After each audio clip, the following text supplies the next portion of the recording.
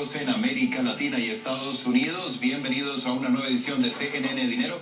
Soy Rafael Romo, esta noche por Xavier Serguía. Si les parece, comenzamos.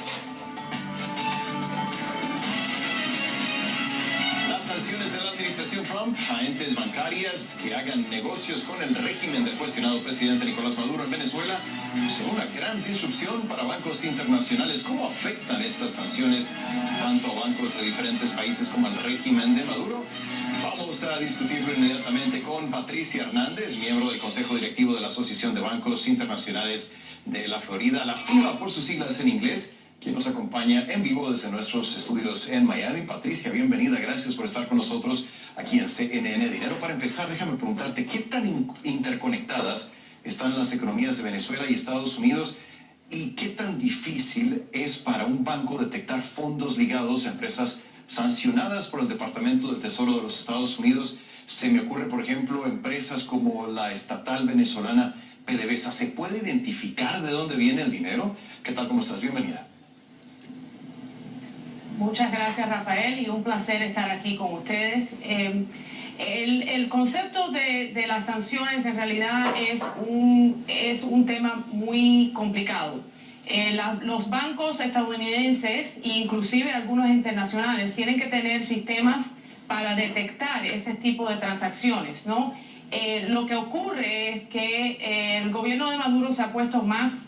han hecho los temas más complicados utilizando a terceros y a testaferos para poder tratar de pasar las transacciones a través de los bancos americanos.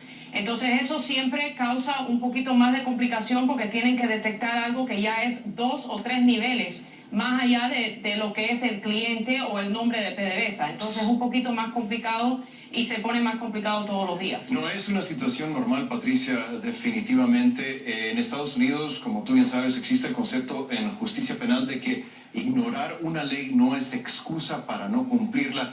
¿Sucederá lo mismo con los bancos que sin querer violen estas sanciones? Tú ya nos decías cómo el gobierno de Venezuela nombra testaferros para que puedan hacer transacciones a nombre de ellos, pero si un banco incurre, quizás sin querer, en una situación igual, de esa forma, ¿igualmente van a enfrentar sanciones?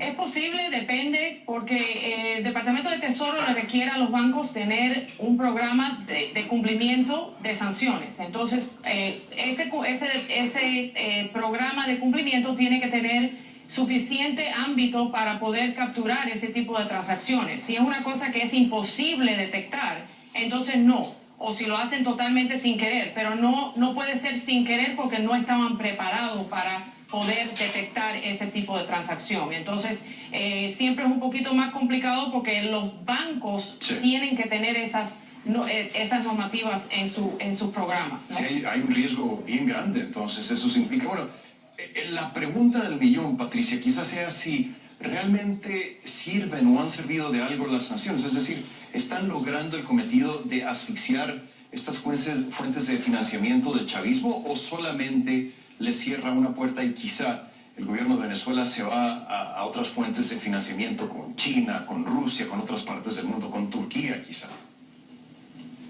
Sí, bueno, eso es posible, claro.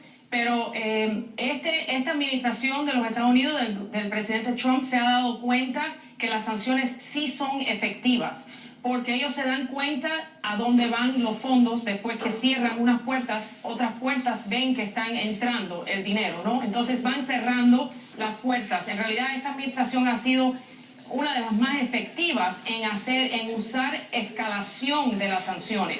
Casi todas las semanas salen nombres nuevos, personas nuevas en la lista, y lo que ha pasado en las últimas semanas en realidad es que han empezado a hacer sanciones secundarias a bancos en otros países, inclusive Rusia, que los Estados Unidos se ha dado cuenta, están tratando de hacer transacciones a través de los Estados Unidos para el gobierno de Maduro. Entonces, ese banco ha quedado sancionado. Entonces, todos los días estamos viendo un cambio en las sanciones para ir elevando y cerrándole las puertas que el gobierno de Maduro ha tratado de mantener abiertas. Y es una situación paradójica, Patricia, porque acabo de estar en Venezuela, te lo comento entre paréntesis, y me di cuenta que hay muchos negocios que prácticamente están dolarizados, es decir, reciben la divisa estadounidense, incluso le dan a uno cambio en dólares, pero se supone que el dólar, si no es completamente ilegal, por lo menos debería de no permitirse el flujo de moneda estadounidense en Venezuela, ¿no? ¿Cómo se explica esta situación? Bueno, lo interesante es que a través, por la sanción que le puso el Banco Central de Venezuela, han empezado a abrir las puertas privadas, a los bancos privados para poder hacer cambio de moneda, que hace muchísimos años en Venezuela no se permitía. Entonces eso es algo que ahora estamos viendo, que hay mucho más dólar disponible en Venezuela que antes no existía. Y yo creo que esa es otra medida que ha tratado de hacer Maduro para mantenerse en el poder, porque es que no puede resistir la falta de dólares en el sistema. Sí, una distorsión gigante. Además, quiero preguntarte esto, hablabas al principio un poco de esta situación, pero ¿están realmente los bancos, Patricia, equipados para hacer este tipo de trabajo? Casi es como ser policía, es decir, detectar transacciones que podrían caer bajo las sanciones del Departamento del Tesoro. ¿Los bancos realmente pueden hacer esto? No tienen de otra. Los bancos no tienen opción. Si quieren hacer negocio, tienen que tener los sistemas de cumplimiento. Y lo que ha ocurrido es que los bancos han tenido que ir creciendo los recursos que tienen en cumplimiento para tener personas. Algunos bancos que son pequeños tienen más personas en cumplimiento que lo que tienen haciendo negocio, ¿no? Entonces, eso es uno de los...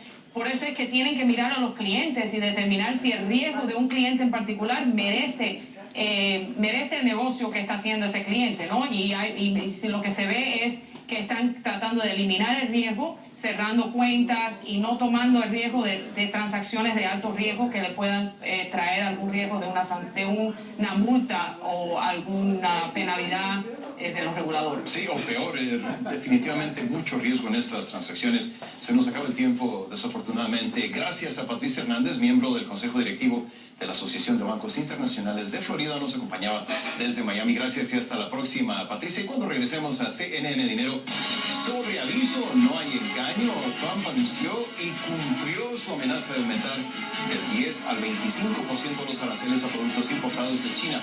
Las pláticas para llegar a un tratado comercial terminaron sin llegar a un acuerdo. ¿Cuál es el impacto de estas medidas para las economías de ambos países y qué podría ocurrir? Vamos a analizarlo a continuación con Enrique Dussel, profesor del Centro de Estudios China-México de la Facultad de Economía de la UNAM, desde la Ciudad de México, al volver aquí a CNN Dinero.